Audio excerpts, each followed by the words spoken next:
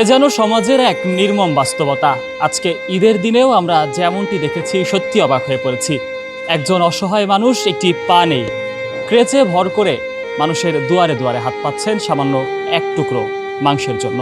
কেউ বা ছোট্ট একটি শিশুকে কোলে নিয়ে তাকিয়ে রয়েছেন অসহায় দৃষ্টিতে, কেউ বা হুইল চেয়ারে বসে মানুষের দুয়ারেই সময় পার করছেন।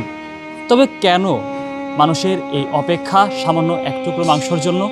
আজকে পবিত্র ঈদের দিনে তাদের সেই প্রাপ্য হক তারা কি পাচ্ছেন, সে প্রশ্ন আজ তুলে ধরব, জানবো তাদের মতামত। সঙ্গে রয়েছে আমি খন্দকার তাসিন। ভাই আমি আইসি গোস্তির লিগা, ভাই আমি এক টুকরা গোস্ত দিলে আমি খুশি ভাই।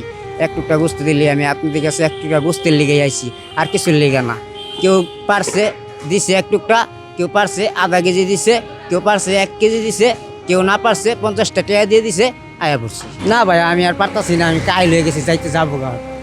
হ্যাঁ ভাইয়া, আমি সব বাসায় পাই নাই গা ভাই। আমি 10 বাসায় গেছি, 7 বাসায় বা 5 বাসায় পাইছি, আরগুলাই পাই নাই। আমি সব বাসায় পাইলে বাদে আমার ব্যাগ বইরা গেত ভাই। ঠেলাঠেলি ভালো হয়, ঠেলাঠেলির ভিতরে আমি যাইতে পারি না ভাই, আমি যাইতে পারি না। আর সবাই 10 জন যদি এক ব্যক্তি যায়, আমি একলা এক ব্যক্তি যাই, কারণ আমি পারাবাড়ির ভিতরে পারাবাড়ি না, কারণ আমি একলা যদি চাই আমার দিলে দিবে, না দিলে না দিবে, আমি আইসা পড়বো।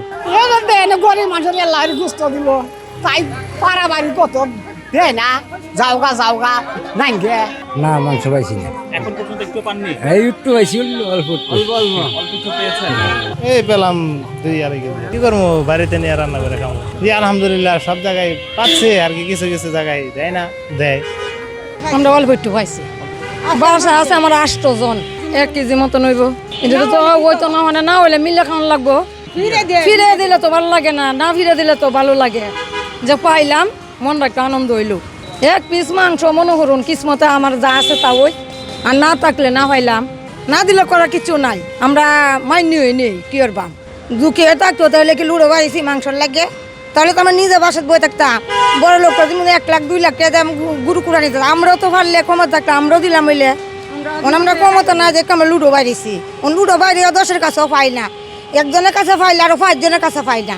ভাই না জন তো কষ্ট হইব, কষ্ট হইলে কি করবা, আমার কাছে করে বই থাকি। আইছি হাফ কেজির মতন।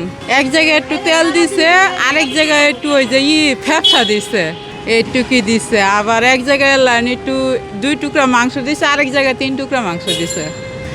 খারাপই না, কেন তো মনে করেন এটা তো বাচ্চারা তো মানে না, আর আমরা তো গরিব মানুষের কুরবানি দেওয়ার সামর্থ্য নাই।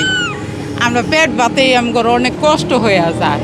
ধরেন 250 গ্রাম এই সকাল থেকে কষ্ট থাকলে না আমার তকদিরা আছে, কষ্ট করি।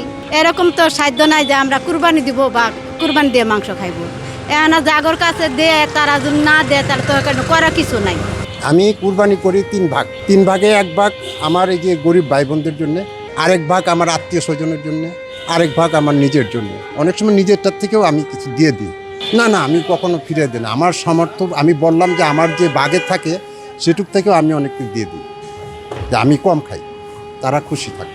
দর্শক দেখতে পাচ্ছেন মাত্র 1 পিস মাংস। এই একটা পিস মাংসর জন্য আসলে মানুষের কত পরিমাণে কষ্ট। আসলে দিন শেষে পরিবারের সাথে একটু গরুর মাংস খাবে, কোরবানির ঈদে আনন্দ করবে, ঠিক সেই লক্ষ্যে কিন্তু আমরা দেখতে পাচ্ছি আসলে মানুষের বাসায় বাসায় গিয়ে মাংস নিচ্ছেন কিছু পথশিশু। আমি